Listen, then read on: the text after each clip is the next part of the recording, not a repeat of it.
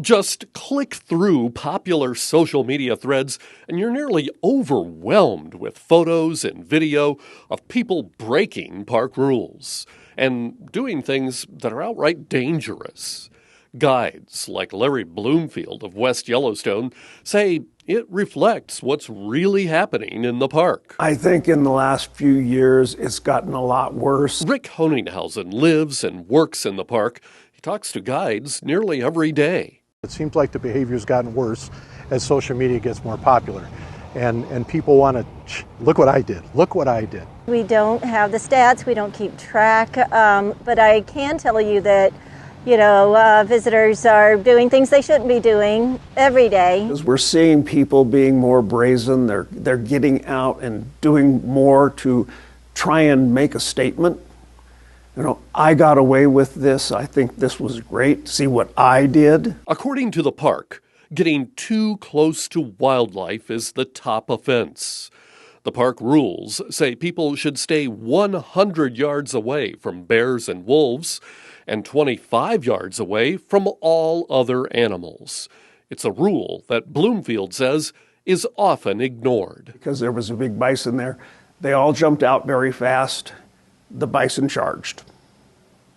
They didn't get hurt because they managed to get back in the car, but he did hit the front of the car. Honinghausen says there's another danger. And unfortunately, as we know with selfies, you're pretty much turning your back to whatever you want to get the shot of, and you're putting yourself in a more compromised position. He also sees people who blow right past warning signs at hot springs. Grand Prismatic is a place where it's well signed, don't go out there.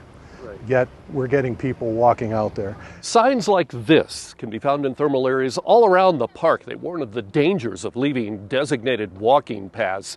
You can find them in an array of languages. They're all lined up right here. Plus there are universal symbols and even pictures across the bottom. And people wanting to touch the waters and the thermal features, that's a bad idea. It's dangerous because the water can be extremely hot and in some cases, very acidic. Once you're off trails or boardwalks, the crusty soil can be very thin. People can fall through to scalding water or red-hot rocks. So what should you do if you see something like this? I will vocally tell them, and physically, just in case they don't speak English, to move away from the animals, get back. Sometimes I cuss. It makes me that mad. But I do my best to make sure that people really get the picture. So that's not something we recommend that people do. But, if they're in immediate danger, it wouldn't hurt to, tell them that what they're doing is dangerous to their health. Instead of confronting people, the park recommends contacting a ranger. But that can be problematic. We don't have enough park rangers.